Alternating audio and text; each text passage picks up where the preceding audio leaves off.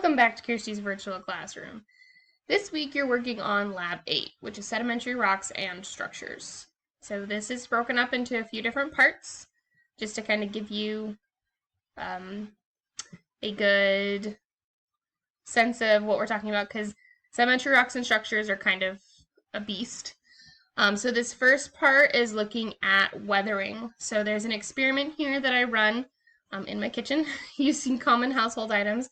And again, just like with volcanoes and igneous rocks, you can choose to do this on your own just to kind of see how it's like. Some people like to do these things with their kids, so it gives you all the materials and all the procedure for the experiment.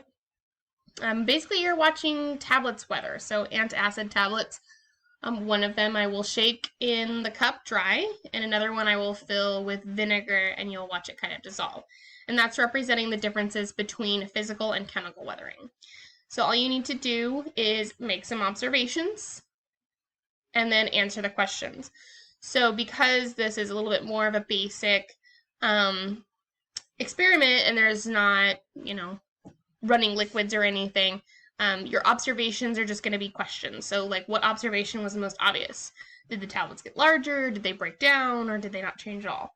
Okay, so you don't have to upload your observations, just write them down for your own notes so that you can complete the lab. So then one of the questions is which environment would be most representative of chemical weathering, the air, which is nothing in the jar with the tablets, or vinegar, and then you'll just write one of those words in here. Don't capitalize, just leave it as is. You can literally copy whichever one you think it is and put it in there.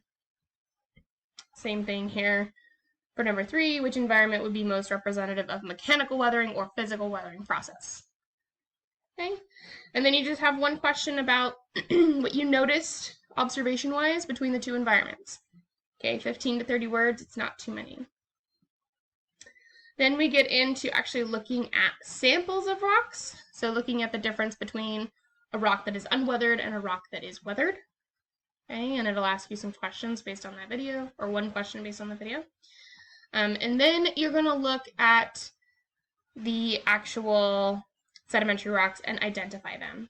Okay, so here you have your sedimentary rock ID chart, similar to your igneous rock ID chart.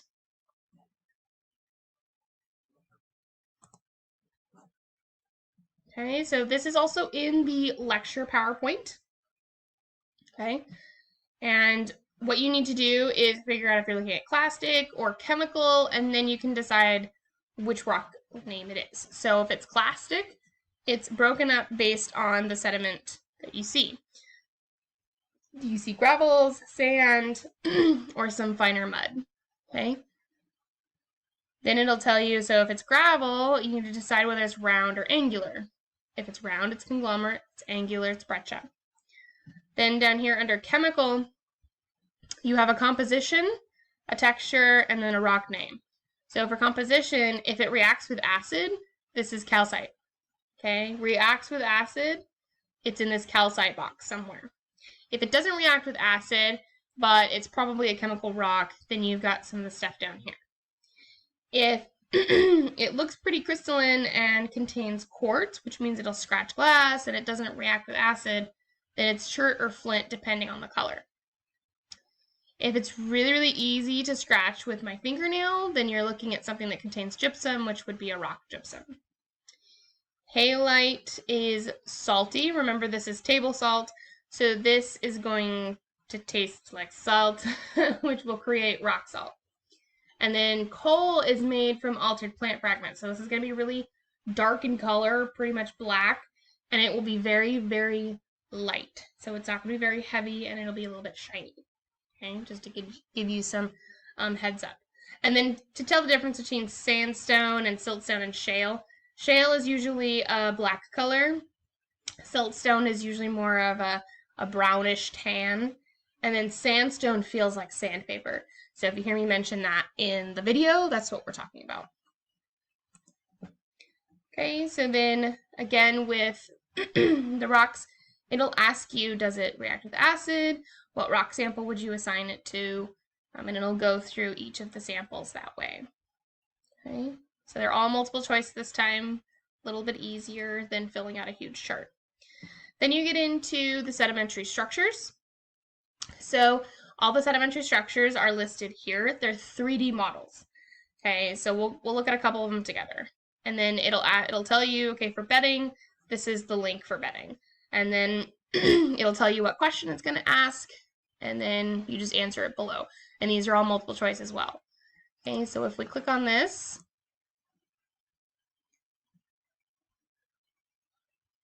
we can look at a 3D model of bedding. Okay, so this is an outcrop somewhere, and you can kind of move it around. This one's not as awesome because it's really just an image of an outcrop, but these lines in here are the beds. Remember the sedimentary beds that line up horizontal because they stack up as material is deposited. Okay, so you just answer a question on that. Remember that some beds are thicker than others depending on the amount of material present at deposition. Ripple marks will ask you a couple of different questions, so you can click on this link as well. This one you can move around a little bit more because it's an actual sample. So you can see the ripples here, and it'll ask you, are these asymmetrical ripples? Are they symmetrical ripples? Which direction was the current flowing? And you can move this all around. So when it asks about the current flowing, it's going to ask about its reference to this sample label here, SED23. So make sure you're paying attention to where that is on the sample. All right, and then we have mud cracks. These are pretty straightforward. It'll ask you if this is a cast or a mold, what type of environment this would form. So ignore these other samples here. You're just looking at the number 3 here. So you can zoom in, you can rotate it around. See whether you think it's a cast or a mold, or what type of environment it might form in. So there's those questions. And then cross-bedding is probably one of the more difficult ones, just because you need to use a protractor. So if you don't have a protractor at home, you can either print this one out, or you can try to get a digital one and compare it. If you have trouble with this, I completely understand, but I made it a pretty easy multiple choice question, but it's just the practice of it that I want you to give it a try. Okay, so if you go to this model, the cross beds are here. Okay, so you use this horizontal line as your bottom of your protractor. So you would take the bottom of the protractor here, put it on a horizontal line or something that's fairly horizontal. You can use this bed here, or you can use this one down here. And then you want to measure the angle that you see here of their intersection. So like this point right here that my little guy's going over, that's where you would line up your center point on your protractor. And it kind of shows you that here, and you were just measuring that distance. Okay, so as you can tell, that angle there is not obtuse. Remember, obtuse is above 90 degrees, and acute is below 90 degrees. So these are all acute angles, right? None of these appear to be obtuse. Obtuse would be something like that. And they're not doing that, right? So they're less than 90 degrees. So your answer should be less than 90 degrees. But give that a try, and hopefully you can get that. Okay, and then based on that information, was it deposited by wind or water? What type of depositional environment might you find these crossbeds? So for both 27 and 28, look at the information given here in the crossbed description. Okay, it'll tell you based on the angles that you've seen whether it's wind or water, and then from there you can decide whether you think it's a desert or a beach based on wind or water. So wind would be desert, beach would be water. Okay, and that's it for this lab, and I'll see you guys in the next video.